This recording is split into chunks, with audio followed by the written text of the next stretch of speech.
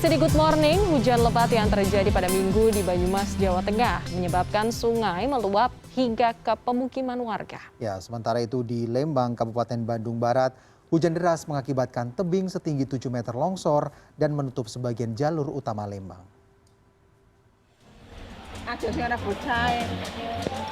Di depan rumah. Banjir menerjang Kecamatan Kaliori dan Rawalo, Kabupaten Banyumas, Jawa Tengah pada Minggu petang. Banjir terjadi akibat hujan deras hingga air sungai meluap mengenangi jalan provinsi hingga masuk ke pemukiman warga. Ketinggian air diperkirakan mencapai 30 hingga 50 cm. Ini dikarenakan ini ada irigasi kemudian dari gunung pesekan itu turun air, kemudian di sana ada embung tidak bisa menampung, akhirnya air meluap ke pekarangan warga. Sementara di Kecamatan Kaliori, banjir sempat menggenangi jalan provinsi yang mengakibatkan arus lalu lintas terganggu. Hingga Minggu malam, banjir sudah mulai surut dan lalu lintas di jalur provinsi kembali normal. Sementara air banjir yang masuk ke rumah warga sudah mulai surut.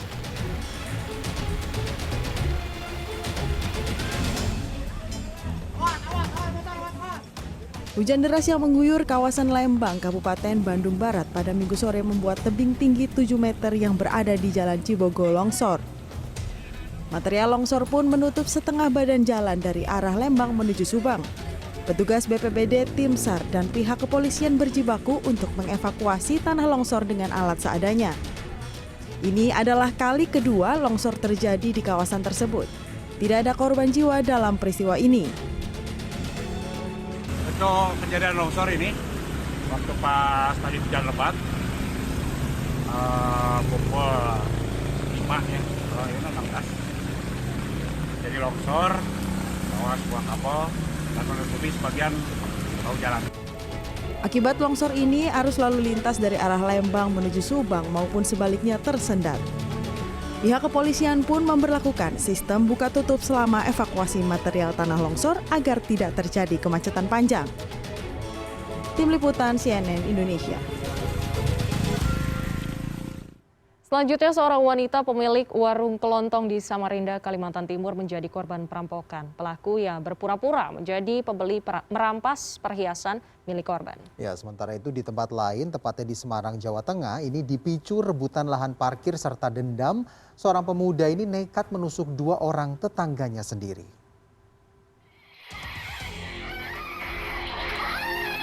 Seorang ibu pemilik toko kelontong menjadi korban perampokan di tokonya sendiri di Jalan Ilir, Kota Samarinda, Kalimantan Timur pada Jumat siang. Kalung dan gelang emas seberat 35 kg pun dirampas pelaku. Saat ditemui di tokonya pada Minggu, korban mengaku pelaku berjumlah 2 orang. Saat itu ia baru membuka pintu toko karena bertepatan dengan warga yang sedang melaksanakan sholat Jumat. Korban mengaku tidak curiga saat pelaku yang menghampiri korban mengaku ingin membeli korek. Korban dan pelaku pun masuk ke toko. Tanpa diduga, pelaku langsung menyerang korban dan merampas gelang serta kalung emas milik korban. Kasus ini masih dalam penyelidikan polisi. Tadinya pura-pura beli korek, terus mau keambilan korek, yaitu aku langsung di PT rampas gelangnya dulu, baru kalung. Ditarik gelang gitu ya? Iya. Sempet lihat orangnya nggak, Bu? Ya sempet, masih di luar sini. Oh gitu. Kalau di dalam kan sudah nggak bisa ngeliat, sebabnya kan dari belakang.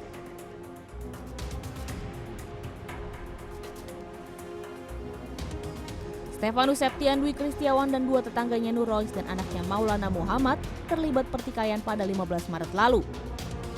Akibat perkelahian tersebut, Nurrois mengalami luka sobek di bagian perut, sedangkan anaknya Maulana mengalami luka tusuk di pinggul dan ketiak hingga harus dilarikan ke rumah sakit.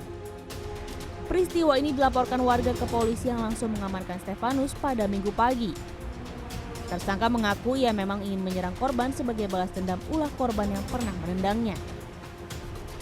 Mendatangi korban ke rumahnya dengan latar belakang akan merebut lahan parkir yang sudah dikuasai, yang dikuasai juga oleh 2 orang ini.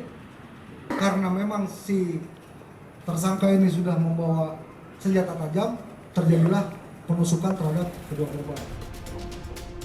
Atas perbuatannya tersangka dikenakan pasal 351 KUHP tentang penganiayaan dengan ancaman hukuman maksimal 5 tahun penjara. Tim Liputan CNN Indonesia.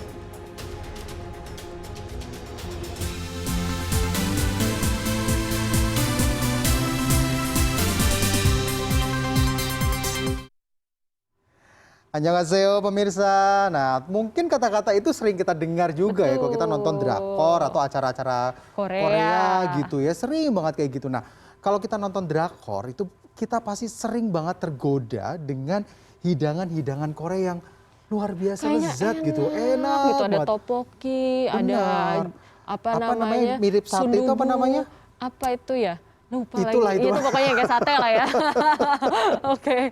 Nah, ini tahu nggak kalau misalnya kudapan-kudapan Korea ini ternyata ini ada bahan yang sangat amat penting, Alfian, yaitu adalah wijen. Penasaran kan seberapa pentingnya wijen di makanan-makanan Korea ini? Kita lihat dalam Foodpedia berikut ini.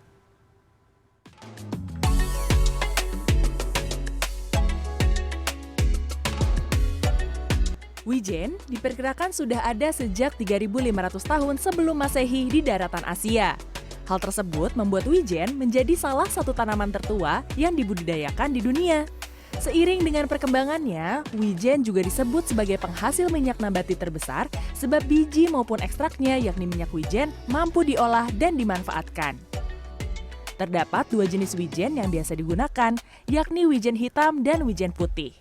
Namun, karena dinilai memiliki rasa dan aroma yang lebih lembut, hidangan Korea mayoritas memanfaatkan wijen putih.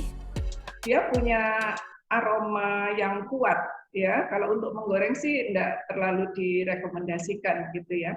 Tapi sekedar hanya sebagai bahan atau bumbu saja. Ya, boleh digunakan untuk marinasi ataupun nanti dicampurkan pada saat hidangan itu akan diangkat dari perapian. Sebelum digunakan, wijen biasanya melalui beberapa proses pengolahan. Yang paling sederhana adalah dengan menyangrai wijen menggunakan api kecil hingga berwarna kuning keemasan dan mengeluarkan aroma khasnya. Biji wijen yang telah disangrai kemudian dapat dijadikan sebagai taburan pelengkap hidangan. Di sisi lain, biji wijen juga dapat mengeluarkan minyak yang menjadi satu dari 7 bumbu penting dalam masakan khas Korea. Tak heran jika hidangan seperti bulgogi, japchae, tteokbokki, kimchi, maupun saus cocolan khas Korea tak lepas dari wijen. Untuk membuat japchae misalnya, dangmyeon atau soun Korea yang telah direbus hingga lembut, kemudian ditumis menggunakan kecap asin dan minyak wijen. Tak lupa japchae juga dilengkapi irisan sayuran dan taburan biji wijen di atasnya. Wijen disebut sebagai si mungil yang kaya akan vitamin, mineral, serta antioksidan. 1 sendok wijen seberat 9 gram mengandung 52 kalori lengkap dengan protein, lemak, dan serat yang baik bagi tubuh. Bagi masyarakat Korea, wijen tidak hanya berfungsi untuk mempercantik makanan, namun juga menguatkan aroma dan rasanya. Wah, ini saya pakai masker aja, udah kecium nih wangi dari wijen dan juga minyak wijennya. Saya jadi nggak sabar untuk langsung menyantapnya. Jambok semida. Ahli gizi menyebut, bila mengonsumsi salah satu sumber utama minyak nabati secara rutin dengan takaran yang tidak berlebih, dapat membantu memerangi radikal bebas dan menurunkan resiko kanker. Namun, pola konsumsi perlu diperhatikan, sebab bila terlalu banyak, wijen dapat memicu kegemukan dan alergi. Selain negeri ginseng, ada pula negeri tirai bambu yang juga menggunakan wijen dan minyak wijen sebagai bumbu spesial pada hidangannya. Mulai dari kudapan seperti siomay maupun dimsum, hingga makanan berat seperti mie ayam.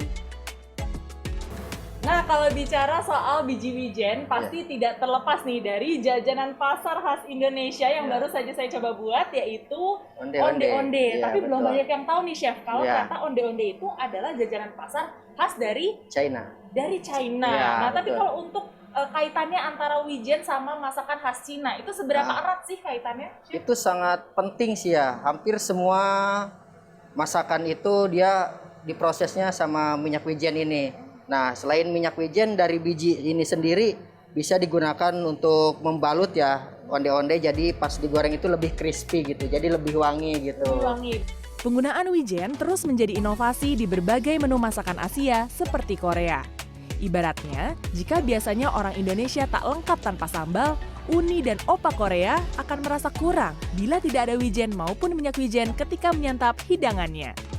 Clarissa Aradia, Muhammad Wahyudi, Jakarta. Kisah seorang ibu serta bayinya yang baru saja dilahirkan setelah mengungsi ke Polandia akan kami hadirkan sesaat lagi. Tetaplah bersama kami di Good Morning.